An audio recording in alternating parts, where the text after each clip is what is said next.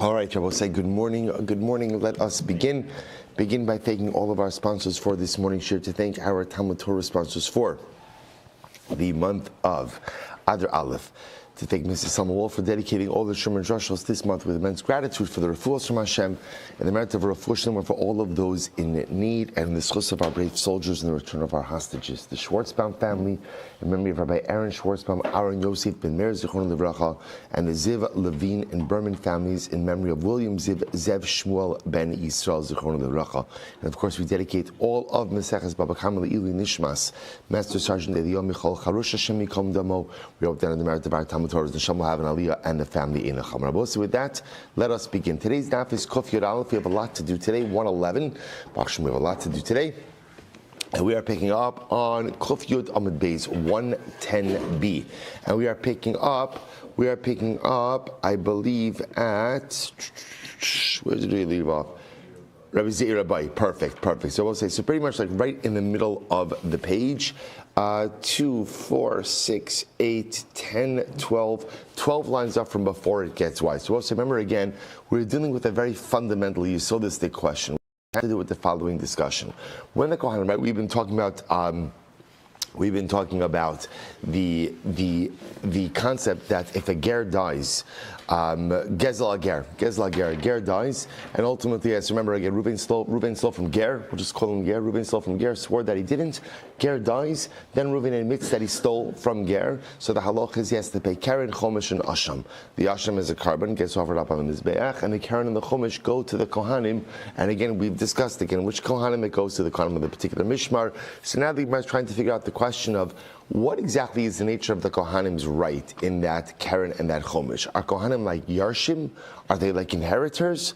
Or is this gezel hager considered to be one of the matnos kahuna, one of the kohanic gifts? And we saw again the nafkamina that the Gemara, practical difference the Gemara gave was, again, what happens if he stole chametz, and now it's chametz sha'avar alav pesach. If the kohen is like a yoresh, then again, you get what you get, right? Then ultimately, again, Reuven could come, show up to the base of Mikdash, give them the chametz sha'avar alav pesach, and even though now it's worthless, it is what it is. If on the other hand, it's a matnos kuna, it's one of the kohanic gifts, then ultimately Reuven would be obligated to actually make financial restitution in the amount of the value of the item that he stole at the time that he stole it. So Rabbi Zira Bari Hachi. So Rabbi Zira asked the question the following way. If you say that Gezel Hager is like one of the Matnos Kuna, Halo Ibailan, Dahi Matana, then ultimately, again, then this will be treated like a matana. The Gemara says, Amar Rachmana, Dinei Sivlahu, Elaki Kami Bailan, Kigon Shenaflu Eser Behemos. So the Gemara says, so Rabbi Zira seems to feel that ultimately, again, in general, it would have one of the status of the matnos kahuna. The shaila is more like this: Kigon Shenaflu Eser Behemos Begezel Ager. So we'll say, really, Rabbi Zira feels the question is as follows: what happens if Reuven stole 10 sheep? Right? We've always been focusing on that he stole money. Let's say he stole 10 sheep. So now what's the shaila? And now again, so Reuven comes after the ger died, and he comes to give these 10 sheep to the kohanim Gezel Ger. So mechayvi la'afrushim minay meiser olo.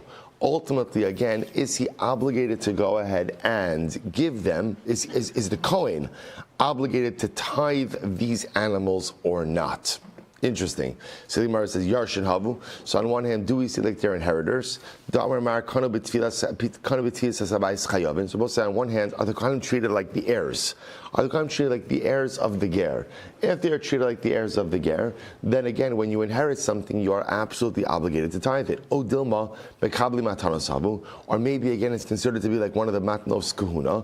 Utnan Halokeach, Banitan Abu Matana, Pater Mimaiser Behema. They both say, interestingly enough, in general, the halacha is that if you purchase something or something is given to you as a gift, it is pater from meiser behema. Now, again, the concept of purchasing something, we're not going to get into this right now.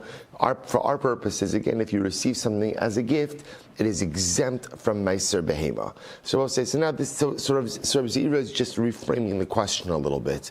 That again, if a kohen, let's say, gets 10 animals as part of Gezel Hager, is he obligated to tithe that or not? Is he obligated to tithe that or not? So on one hand, if he's like a Yerush, an inheritor, the answer is yes. If it's like a gift, the answer is no. So we'll say, so bottom line, the question still remains the same, which is at the end of the day, when Kohanim get this Gezel Hager, how do we treat it, right? How do we treat it? Is it treated ultimately, again, as an inheritance? They're the inheritors of the ger, or is it treated as a matana, as a gift, one of the Kohanic portions, so to speak?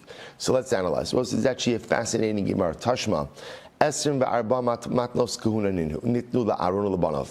We'll say there are a total of 24 Kohanic gifts that were given to the Kohanim, to Aaron and his sons. The Kulan nitnu biklal uprat uklal. And I will say, Rashi points this out over here, that all of the matnos kahuna are really learned out from the exegetical principle of a klal uprat uklal. Right? Remember again, a klal, an inclusive statement, right? A prat, a specific statement, and then a klal, another general. The Gemara says furthermore, Ubris I'm sorry. And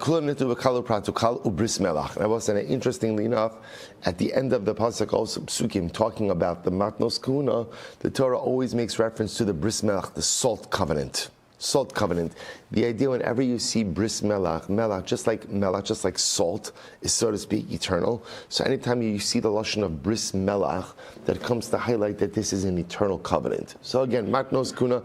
Take a quick look at Rashi. You can see over here, beklalu pratu klal l'chol kodshe b'nei Yisrael l'chanusunim l'mishcha.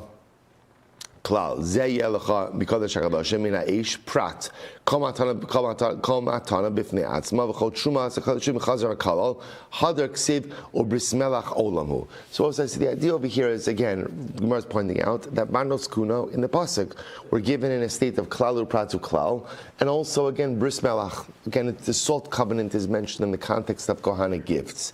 Now, why is that? This is incredible to teach us, Kamma Mekaiman, we'll say first of the widest lines, to teach us that whoever upholds the 24 matnos kahuna, kilu mekayim klal uprat uklal ubris melach.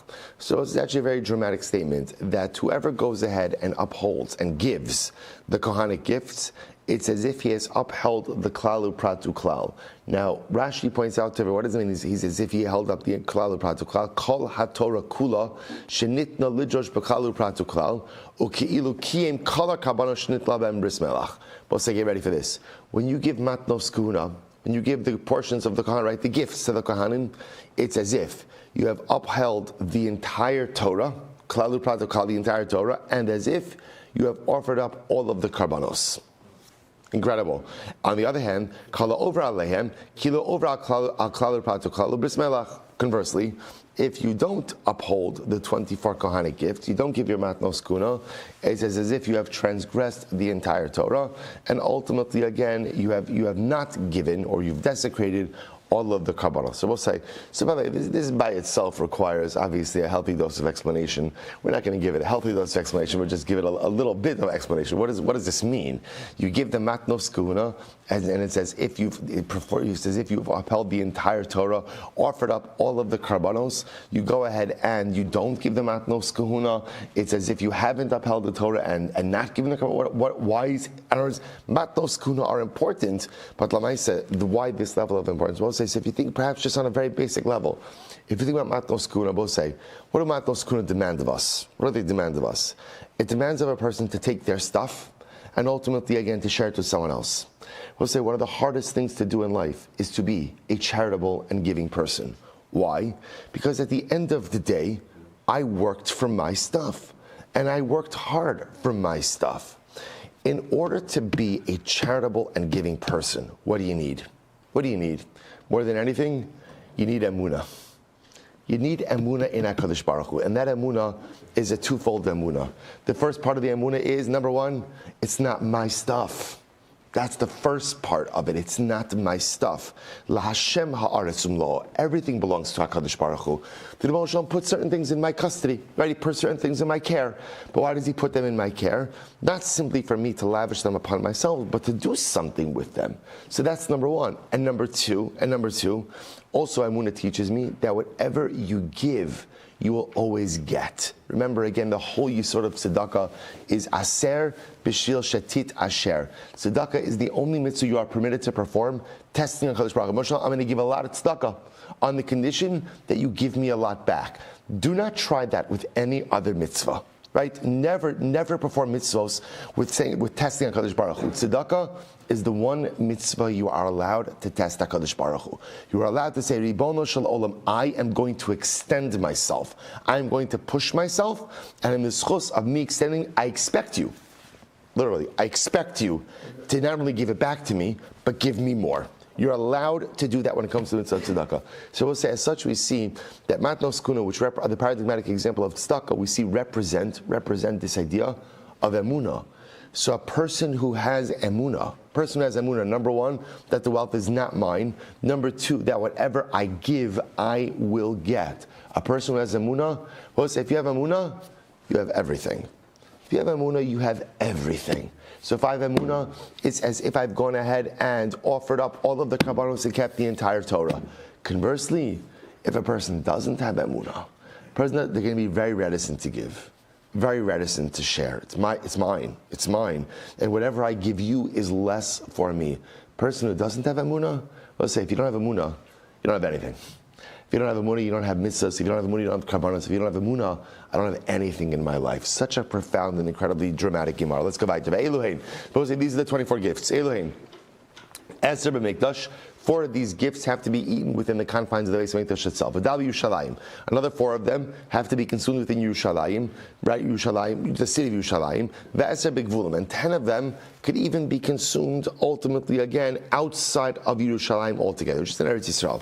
So we'll say Eser b'mikdash. So what are the 10 kohanic gifts that have to be consumed? We'll say this is actually a fun and beautiful gemara. We'll kind of put a little asterisk over here. This is one of the ones that we have to come back to because this is just a great journey through Matnos Kahuna. So what are the 10 in the Beis Hamikdash? You'll say, I know, I love Bava Kamma. Big challenge is I always feel like I'm just always trying to catch my breath. Right? There's always Baruch Hashem, so much to pack in and so much to do. So I apologize. Right? Eser b'mikdash.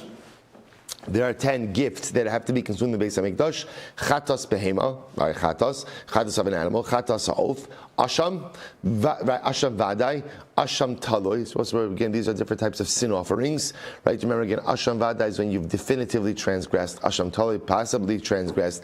Zivchei shalmei tzibor, certain communal offerings. Belug shemen shel metzora, the lug of the oil used in the purification of the metzora process. Mosar ha'omer. Remember again, the omer is the barley offering. The leftover of the omer goes to the kohanim. Shtei halechem, the 2 loaves offered on Shavuos. V'lechem hapanim. Remember again, is the bread placed on the shulchan that's exchanged every week, given to the outgoing shift. V'shiyar minachos, and any leftover of carbon minchos. So we'll say, so these are 10 kohanic gifts that are consumed by the Kohanim, but must be consumed within the confines of the Beis Hamikdash itself. Next, the Rabbi Yerushalayim. Another 4 can be consumed in Yerushalayim. What are those? Habachora, so Bechor animals. Bikurim, first fruits. Mura minat Toda, the sacrificial parts from the Toda, Ve'el Nazir, the Nazir's ram, Ba'oros Kachim, and sacrificial hides. So all of those can be enjoyed ultimately again in Yerushalayim.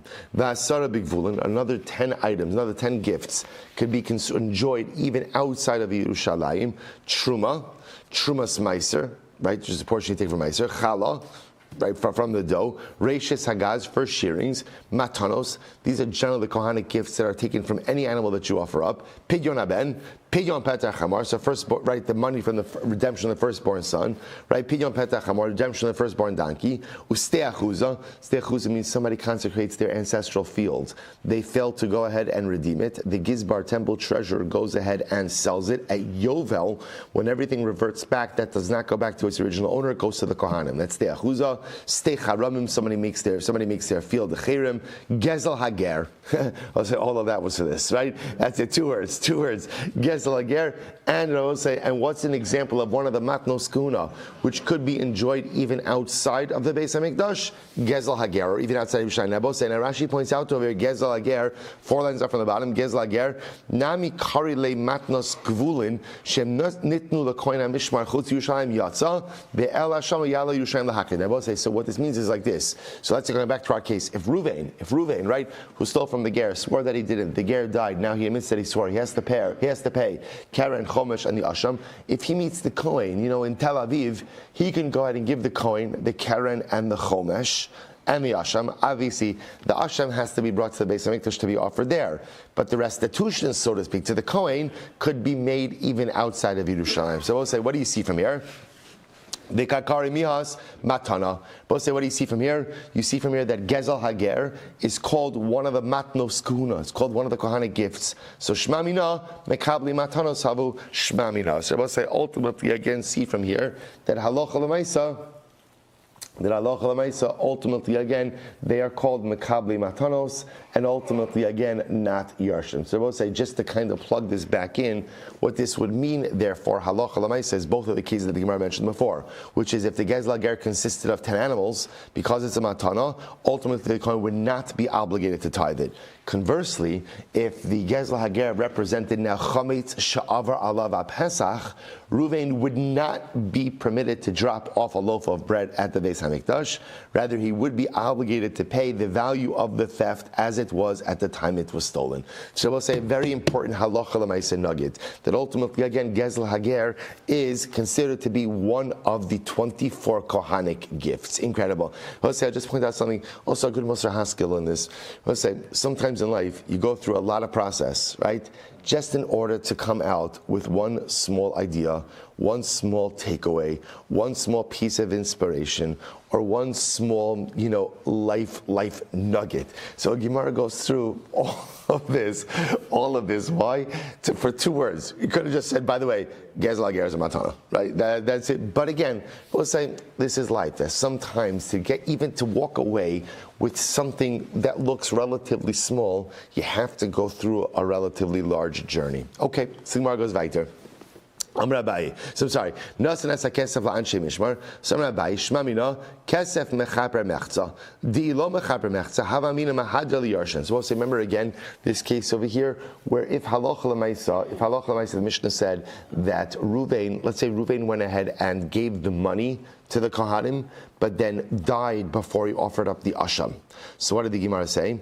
Ruvain's kids can't get the money back from the Kohanim. Right? They can't get the money back. Once it's been given, it's been given. Even though, again, remember, what was the previous case? The previous case was Reuven was on his way up to Yerushalayim to give the money to the Kohanim. And what happened? He died. In that case, what's the halacha? The kids keep the money because there's no longer any need for kapara. The difference just is once he's given the money to the Kohanim, as much as he has not yet offered up the Asham, the kids could say, hey, our dad is dead. He never went ahead and, our father died. I don't mean to get right into the monetary issues, but Lamaise, again, he doesn't need the kapara anymore, so give us back the money. Mishnah says, no, it doesn't work that way. Once the money's been given, the money's been given. So the Gemara says, what do you see from here? So kesef mechaper mechza. You see from here that the giving of the money itself affects partial atonement. Why? Di'ilo mechaper, because we'll say if the giving of the money, even without the asham, didn't affect partial atonement, havamina mahadil yarshim, then ultimately, again, you should give it back to the kids. In other words, if the giving of the money to the kohanim didn't affect atonement at all, then when the father dies before having offered up the asham, let the kohanim give the money back to the kids. My time, because we'll see, you can say like this.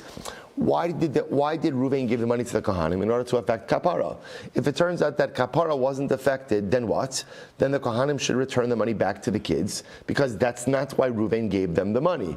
Elamai, the fact that they don't return the money indicates to us that the giving of the money itself affects a partial kapara. So the Gemara says, Elamiata. So if that's the case, look at the following case. Chatos shemesu ba'ala, teipok l'chulin. Why don't you say, if Reuven was going to bring a chatos, right? And Reuven died before he was able to offer it up, it should go to chulin. It should revert back to being a mundane animal. After all, now remember, we know what's the halacha with chatos shemesu ba'ala. What's the halacha? So ultimately it's left to die. It's left to die. But why? Why don't we say it wasn't Reuven's kavana? To have Reuven's kavana when separating this animal was that it should be offered up as a carbon. If it's offered up as a carbon, great. If it's not offered up as a carbon, then at the end of the day, it should just go ahead and revert back to being chulin. The Gemara says, don't bring this proof because remember again I will say the halacha of chata shemesu ba'aleh, that if you have a chatas whose owner died, that animal is left to die, that is a halacha l'Moshe Sinai. That's halacha Moshe Sinai, so you can't really argue on that.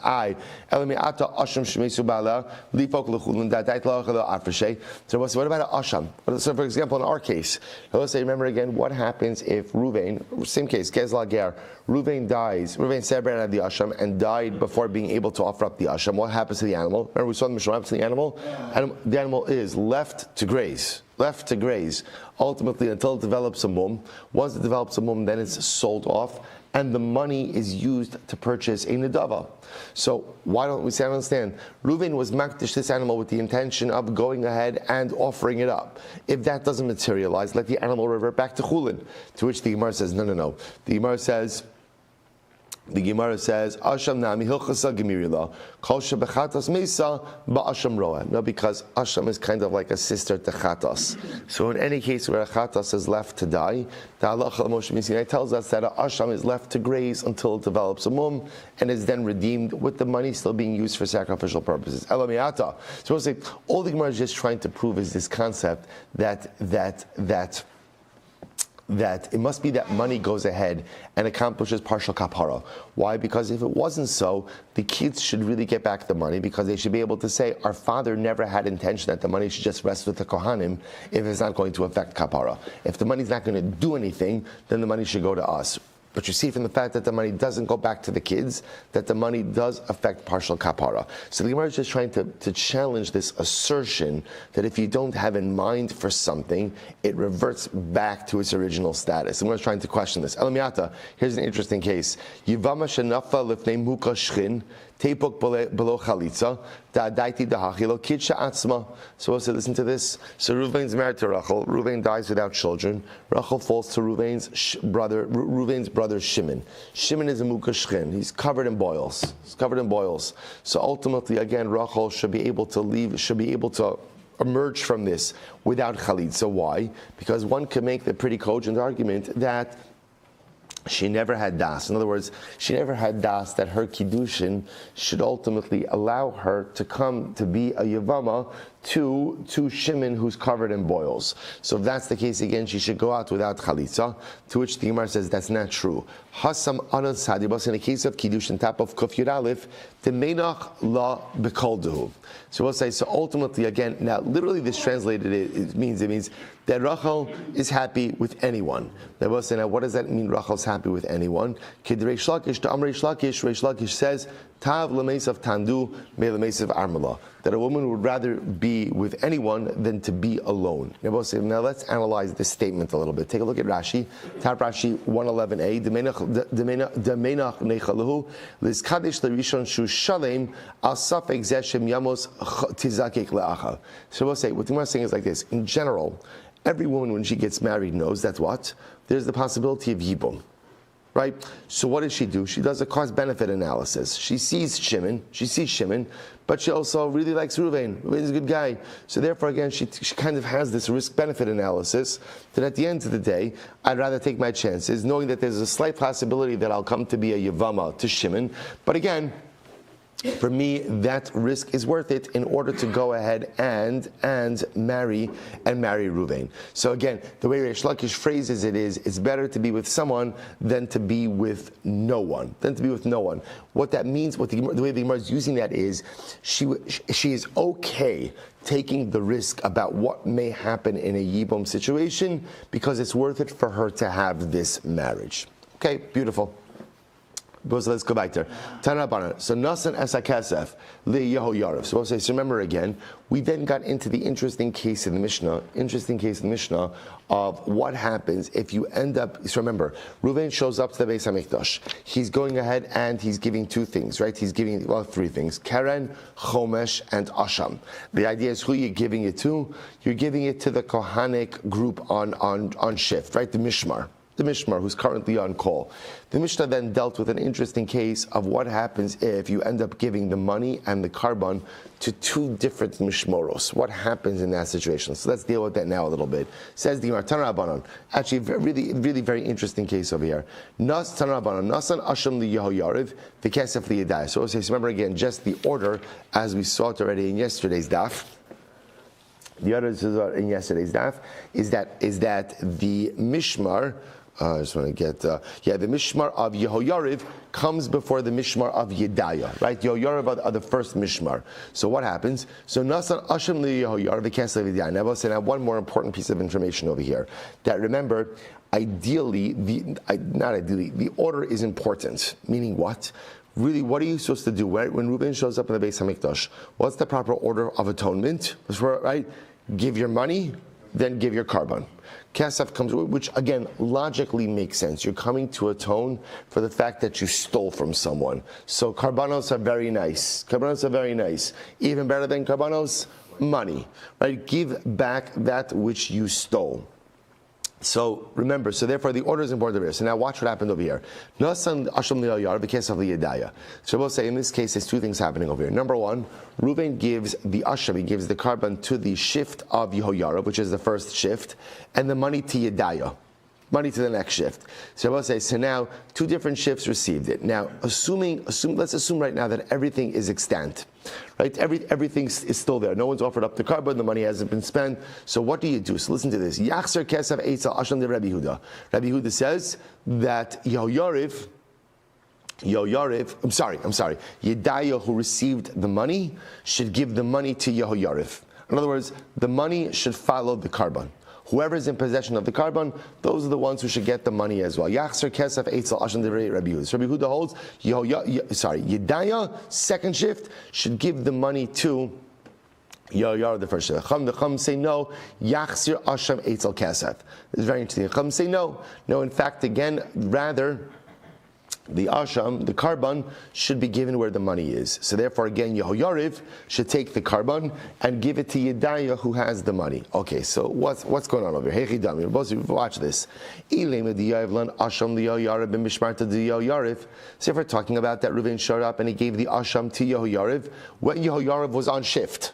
Right, they were the mishmar, and the kesef liyedaya mishmar to the yedaya, and then he went ahead. He came back next week, right? And he gave the money to Yedaya when Yedaya was on shift. And I don't understand. Zeh zacha b'shalo, v'zeh zacha b'shalo. So we'll say, I don't understand why this is such a problem, right? Because each group acquired their own thing. Amarav, no. Malcolm asking, what's the case over here? To Yov Ashim liYehoyariv b'mishmarto Yehoyariv, v'kesef liyedaya b'mishmarto Yehoyariv. So Rabbi says, no. What happened over here? What happened over here, Rabbi say, is it was Yehoyariv's shift. So he gave Yehoyariv the asham. That's fine, it's their shift. But for some reason, Reuben gave Yedaya the money, even though it was Yehoyariv's shift. So he gave the money to the wrong shift. So Rabbi Yehuda Savar, so says, now this is machlokes. Rabbi Yehuda Savar, Kevan dalad mishmeres the Yedaya, who the Yedaya kansina lei, hilchach yachzer kesef eisal asham.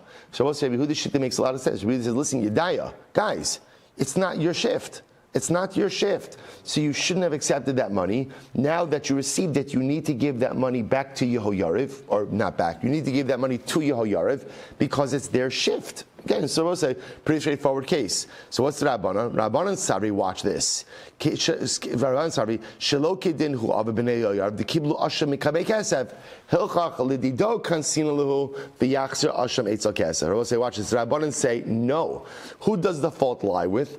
The fault lies with Yehoyariv. Why? Yehoyariv, you know the order. The order is money first, asham second. You should not have accepted the asham before Reuven paid the money. So because you accepted the asham first, you're therefore in violation of the proper order. We penalize you. And therefore, Yehoyariv, you have to hand over the asham to Yedaya, even though what?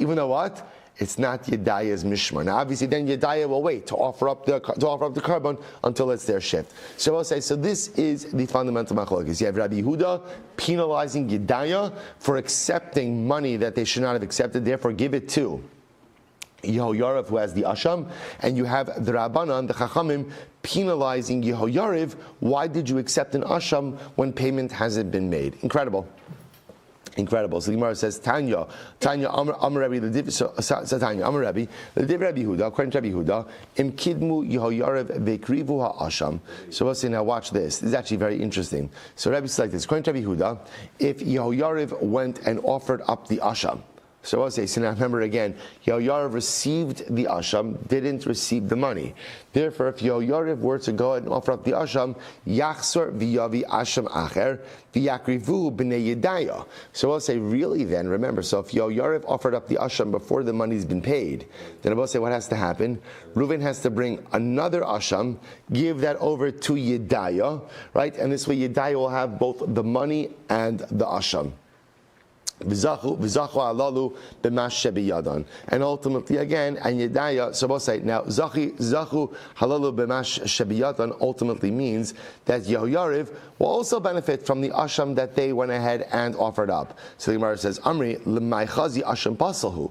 I don't understand, how are Yehoyariv benefiting from this asham? It's an asham basal. Amarava lioro. While it's true you can't consume its meat, but Lamaisa they will benefit from the hide. Okay, Tanya, Amar Rabbi, the Divrei Rabbi Huda, according to the words of Rabbi Huda, so im kiyem asham, yachzir asham eitzel kasef. So I'll say, so now remember again, I'll say, let's say according to Rabbi Huda, let's say in a case where Yehoyariv didn't offer up the asham, right? They have it, they didn't offer, so what should they do? They should give it over to Yedaya. They should give it over to Yedaya. So the Gemara says, Yaksha Asham Eitzel Kesef, V'ha Rabbi Huda. But that's not true. For Rabbi Huda Kesef Eitzel Asham Islay. But that's not what Rabbi Huda said. Rabbi Huda said that actually the money should follow the Asham. So in fact, Yedaya should give the money to Yehoyariv. Hachama Askina, what's the case over here? Kegon dinafak mishmarto di Yehoyariv velo tavo. Velo tavo. So we'll say, what's the case? Over the case is where Yehoyariv kind of left their shift, and ultimately, again, no one claimed the money from them. I have a hakamash malon da'achule achilu gabayhu. So I say, what do we see from here? That sometimes the mishmoros could be mochel, right? They could forgive things one to the other. Tiny another brayso on Amar Rabbi, the Div Rabbi Huda, im kiyem asham yachzor kesef eitzel asham. So Rabbi Huda says, if the asham is still in existence, in other words, if Yedaya didn't offer up the carbon, then ultimately, again, if Yehoyariv did not offer up the carbon, then Yedaya should give the money back to Yehoyariv. So the Gemara says, Pshita. So the Gemara says, Hachi Islay. So the Gemara says, Hachi Islay. Hacham asking, what's the case over here? Kigon dinafak mishmar tam dahani, vidahani lo tavu. Both say you might have thought that again. We're talking about a case over here where Yehoyariv's their mishmar ended. They left the Beis Hamikdash, and meanwhile, again, there was no claim one against the other. So you might have thought dahani vidahani lo tavu ma'udetema. Both say first wide line, not of the widest lines, intermediate wide lines. Ma'udetema achule gabi hadadi. You might have thought that ultimately, again, if Yehoyariv leaves the Beis Hamikdash, and they made no claim against Yedaya, then maybe again they just forgave the claim. Kamash malon daminan kivan delo tavi lahadu bereisha. No, because we say since there was even though there was no official claim, nevertheless put things back as they really should be, and therefore again the money should be returned to Yehoyariv because the money follows the asham. So we'll say the way we paskin. So just there's really two variations of this case, right? So really what's happening over here, the way the Gemara is setting it up is Reuven is giving the asham to Yehoyariv during the Mishmar of Yehoyariv, and giving the money to Yedaya not during the Mishmar of Yehoyariv. I'm sorry, and giving the money to Yedaya during the Mishmar of Yehoyariv as well. So the money is being given to the wrong Mishmar. So what do you do in such a situation like that? So we'll say, so b'pashtos, if everything is still in existence, so the halacha is that Yedaya give the money to Yehoyariv. That's the way we paskin. Essentially, Yachzer Kesef Eitzel Asham, right? Then the money goes ahead and follows. The money is given back ultimately again to Yehoyariv. And again, Rabbi said the logic over there is actually a very simple one. What's the logic? It's Yehoyariv's shift. It's Yehoyariv's shift, right? Yehoyariv's shift, and halacha l'may said they're entitled to everything. Yedaya got the money inappropriately, so therefore the money goes ultimately to Yehoyariv. Where it becomes a bit more complicated is where let's say Yehoyariv received the asham, they offered the asham.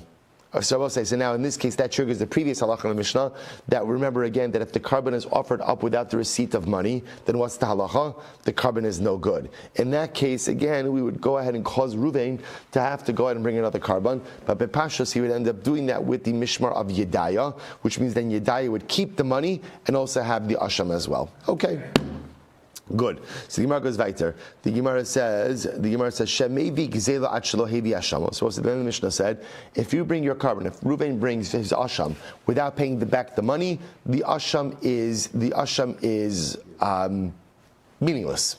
Right? You can't bring the carbon without paying back the money. So the Gemara says, where do we know this from? So Amar Kra, Ha'asham hamushav la'Hashem la'koin milvad ela kippur m'shei chaper bo. So we'll say the way the pasuk is structured is the pasuk essentially first speaks out payment and then speaks out the carbon. Michlal the kesef bereisha. So we'll say the pasuk itself, when speaking about the process, speaks out ha'asham. Remember again, we established in yesterday's daf. What's the asham? The asham in that, right?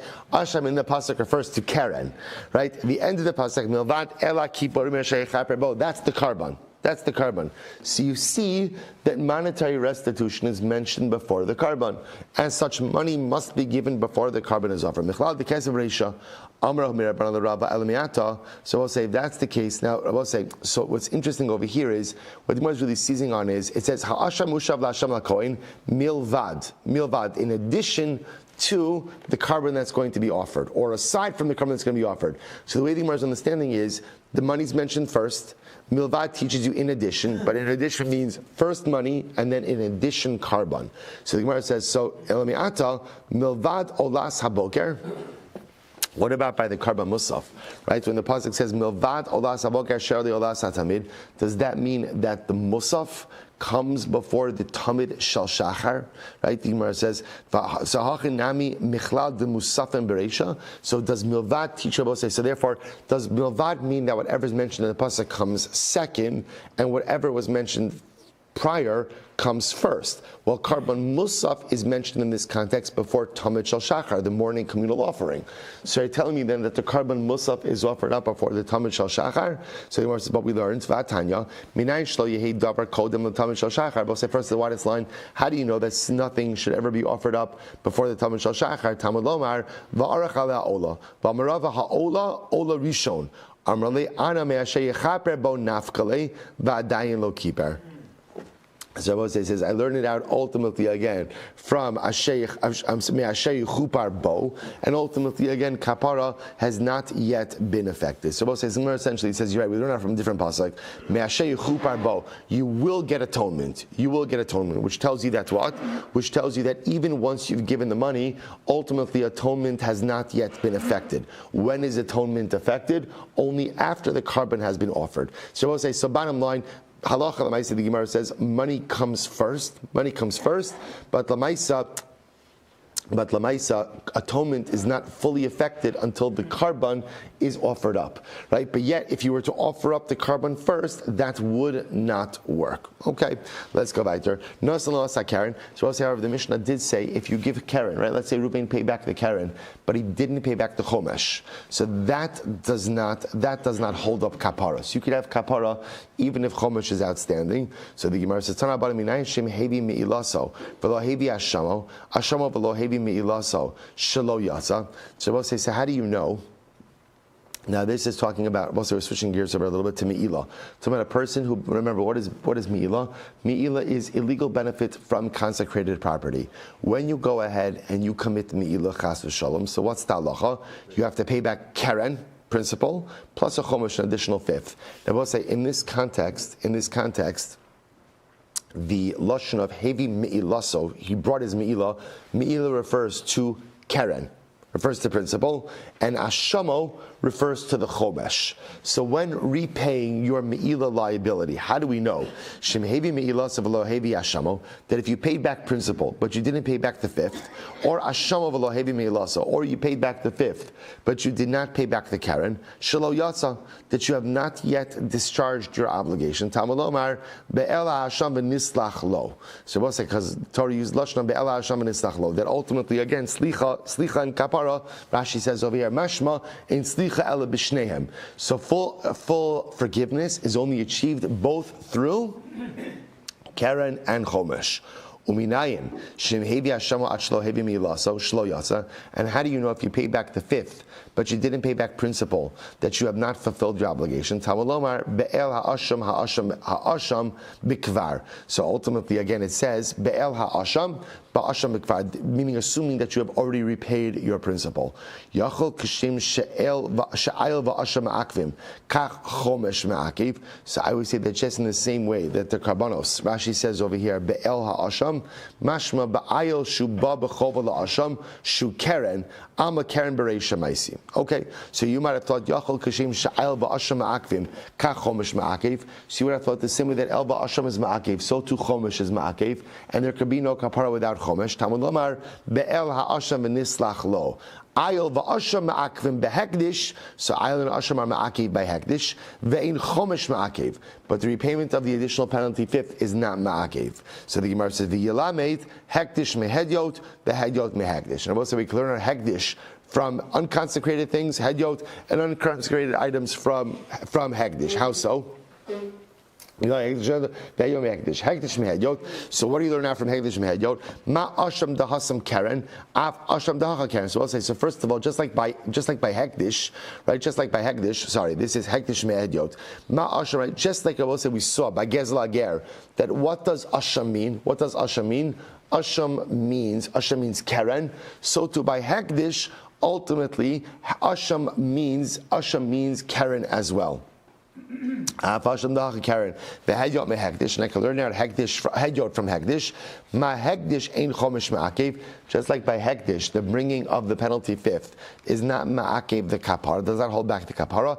Av Hedyot Nami ain't Chomesh Ma'akev, so too by Hedyot. Rabbi say the case of Hedyot as Gezel Ager, Chomesh is not Ma'akev. So Rabbi say, bottom line, again, the takeaway from here is that again, so we remember what's fascinating about the Sugya Rabbi say is actually the Halacha L'Maisa really is pretty clear, right? So in Ruvain wants, so again, if we kind of tie this all together, Ruvain stole from Ger, right? Swore that he did not steal. Ger dies. Now Ruvain admits that he lied. What's the halacha? 3-prong liability, Karen Chomesh Asham. Where does he do? Who gets that? Who gets it? And I remember again, what's interesting about this is there's no claimant. The Ger is dead.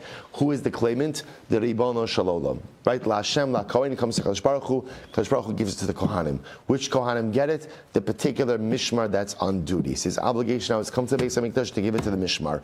The halacha is the way that there is a process. There is an order to kapara. What's the order? Money, right? Karen, Chomesh, and then Asham. If you went ahead and you mixed up the order, as long as everything is extant, it's not a problem.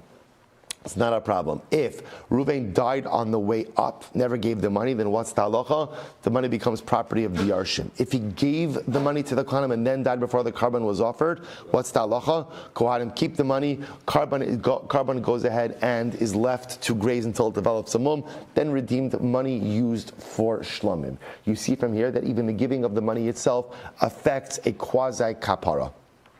Affects the quasi-kapara. If you go ahead and, okay, then we saw all the sugyas regarding giving it to the different shifts. If you went ahead and you reversed the order, so remember again, asham by itself does not go ahead and affect kapara, to the point that if you gave the asham, and the kohanim offered up the asham before you went ahead and you gave the money, what's the halacha?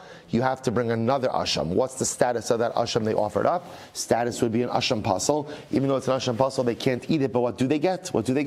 They go ahead and they get the hide. And again, the last piece of halacha is very important. What is the status of Gezel Ager? Gezel Ager is considered to be one of the 24 matnos kahuna. Why is that important? It's important because as a matnos kahuna, it is meiser exempt. Right? It is tithe exempt, it's tax exempt, so to speak. One of the matnos kahuna bosai, hadron halacha goes laitzim, shkoyach. Incredible. All right, I'm a base. Now this is the proper size of the page of Gemara. I just want to point out, right? This is the way Gemara is supposed to look. So here we go. Hagozel umachil asbanos. Well, it's an interesting case. So now we'll say this is not Gezel Ager. I mean, can be gezel, but again, a simple case of gozel. So Ruvain steals u'ma'achilas banov, and he used the gezel to go ahead and support his kids. Ma'achilas banov v'niach lifnehem, and he left it to them. Rashi says over here, Oshe niach lifnehem hagzila kayama. So we'll say there's really two cases in one over here. So Ruvain stole something. He supported his kids. I don't mean to make this sound like a sob story, right? In other words, but the point is that Ruvain stole and he used it to support his family. And the stolen object is still in existence when Ruvain died. And Ruvain died, right? So whatever, he stole a cow, and he used the milk, and he used everything to support his kids. Now he died, and the cow is there. What's the halacha? Petura milashalim. The children do not have an obligation to pay back the stolen item. Now, again, this already requires a lot of discussion. Now, I will say, now, this is an interesting phrase as well. If it's an item that has achrayis, I will say now, generally, a davar sheish bo achrayis means real property. Real property. So we'll have to see exactly. So it sounds like if it's real property, they are obligated to pay back. Okay, a lot to unpack over here. Amar Rav Chisda, Gazal v'lo nesiyai shabayim. So Rav Chisda says an interesting halacha. Ruvain steals from Shimon. Shimon did not have Yeush. Right, which means again, Shimon did not give up on retrieving his item, and therefore did not relinquish ownership over his item. So Gazal so Ruvain stole from Shimon. Now watch this. Now let's just take a simple case, right? Ruvain went ahead and stole a sheep from Shimon. Okay, Shimon did not have Yeush. Levi comes along, and Levi goes ahead and shears the sheep and uses its wool. Okay. So what's the halacha now? So now we'll say, let's say Shimon gets back his sheep. Now obviously, the sheep is woolless. So ratza mizegova. This is actually interesting. So Shimon, the victim, has the ability to sue either Ruvain or Levi for compensation. Right? Why? Ruvain is the thief, and Levi benefit from something that was not his. So therefore, again, when Shimon is looking for repayment, Shimon could go after either Ruvain or Levi. Ratza mizegova. So by time, what's the reason? Because very simple. Because as long as the owner of the object has not experienced Yeush, therefore the object is still in his domain. So therefore, Ruvain is a thief, and when Levi took the wool, so we'll say here's what's interesting: Levi taking the wool from that sheep that Ruvain stole from Shimon is no different than Levi going into Shimon's property and shearing Shimon's sheep. So either way, both of these individuals illegally benefited from something that is owned still by Shimon. And therefore Shimon has the ability to sue for compensation either from Ruvain or from Levi. Why? Because as long as the owner has not had Yeush, the animal is still in his domain. Okay? Beautiful. Now watch this. Let's contrast that with the Mishnah. Tanan. Hagoz v'machilas banavei nechlefneim peturim milashalim. You know what did the Mishnah say? Ruvain steals a sheep. And what happens? He dies. And now what happens? His children inherit him. And what's included in the Yerusha? A sheep that their father Ruvain stole. But according to what we just said, what should be and yet the Mishnah said that what? The children are not obligated to pay back the stolen item. But I don't understand. We just said before that as long as the owner has not had Yeush, that object still remains in his possession, which means that Ruvain's kids, right? Ruvain's kids have a sheep in their possession that doesn't belong to them, it belongs to Shimon. So why aren't they obligated to give it back? So to Rav Chisda, this obviously refutes Rav Chisda's position. Rav Chisda, Kitanya hi la'achar Yeush. Interesting. So Rav Chisda says, no, the Mishnah must be talking about a situation where Shimon had Yeush. Right? We're talking about a situation where the owner ultimately experienced Yeush, and therefore halacha l'maisa. In that case, the kids, the Yarshim of Ruvain, are permitted to keep the sheep. But in Achinami, if they were to know that the owner, Shimon, did not have Yeush, they would be obligated to pay back the sheep. Very interesting. Okay. So we'll say, let's analyze this. So now again, same case, right? Ruvain stole from Shimon, then Ruvain dies, leaves behind an object. The Mishnah indicates that the children are not obligated to pay it back. So remember again, now the way we just set it up, at least according to Rav Chisda, is it's talking about a case of after Yeush. Right? The original owner, Shimon, despaired of ever retrieving his object. There was Yeush, and therefore, again, heirs are not obligated to go ahead and repay the item. This tells us, Rishus Yoresh Kirishus Lokeach Dami. So what this tells me is that when children inherit the property of their father, they almost become like purchasers. They become like purchasers. Now, what does this mean? Take a quick look at Rashi. So, Rishus Yoresh Kirishus Lokeach Dami, V'havide Kirishus Acheres. In other words, when children inherit property, it's almost as if this property is transferring to a totally different legal domain. The Kevan do Kimna Lamaslisan Achar Yeosh, Kani Lahu, Yasibi Yeosh, of Shini Rishus, Tibi Yeosh, Kedi Lo Kani, the Lo Katem Terminal. So we'll say it must be like this. We've set up now the Mishnah is talking about a case of after Yeosh, right? So Reuven stole the object. Shimon had Yeosh. Reuven dies, and the item now passes down to his heirs. So I will say, we saw this before in our Yeosh Sugyos, that Yeosh by itself is not enough to affect acquisition. It has to be Yeosh and Shini Rishus, a change of domain. So I must say that when children inherit their father, that is considered to be a change of domain. That children are almost considered to be like purchasers from their father. So now I have Yeosh of the owner, change of domain as affected by inheritance, and that's why the kids, the Yarshim of Ruvain, are permitted to keep the stolen object. Okay.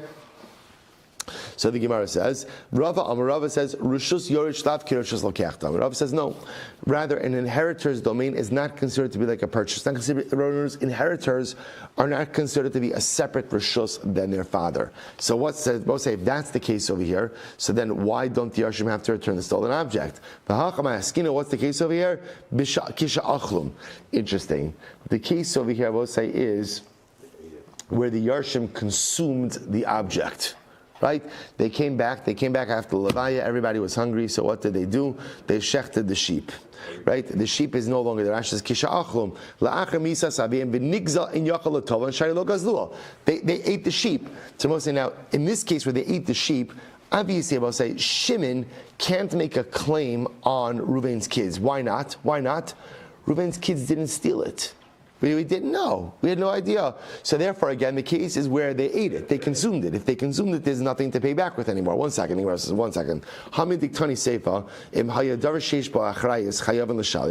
Seifa of the Mishnah said, which we'll talk about, that if it was a davar sheish bo achrayus, which we seem to meant real property, or at least an item that's in existence, Michlal, the Reisha Bigzela Kayam Esaskinon. Sounds like the first case the Mishnah is talking about a case where the stolen item is still in existence. So how can you say it's a case where they consumed it? Rava says this is what it means to say. Haki Kamar, Imhiniach Lahem Avin Achrayas Nechassim Chayavin L'Shalem. Oh, all right, so here we go. So the Gemara says like this. The Gemara seems to say, if halacha l'maisa, the father left for them achrayis nechasim. The Rebbe said, now what does that mean? What that means is like this. The achrayis nechasim the Gemara wants to suggest doesn't refer to the stolen object. What it means is like this.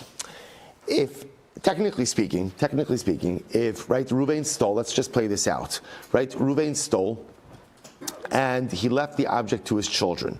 If the object is in existence, then what should the kids do? What should they do? They should go out and they should return it. What happens if they consumed the item? So now we'll say, what is their liability? So the Gemara now wants to suggest, or Rabba wants to suggest, it depends. What does it depend on? If the father left behind real property, then the kids should really repay the stolen object from the real property. Now what's the logic of that? The logic of that is, Reuven as a thief, when Reuven stole, he has an obligation of restitution. That obligation of restitution vests upon his real property. His real property becomes encumbered to pay back that which he stole.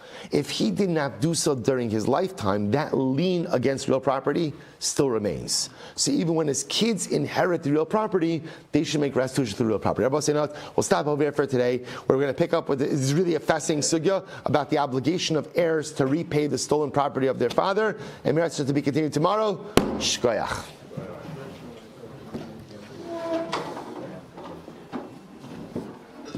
Oh, Baruch Batzofin. Shalom Aleichem. Shalom Aleichem. Wow, long time no see. That's just to learn with you. All right, we'll have to be in touch. Emir Tzashem. What difference between Asham Talu, Asham Vadai, and Chata? What is Chata? Oh, they're brought to different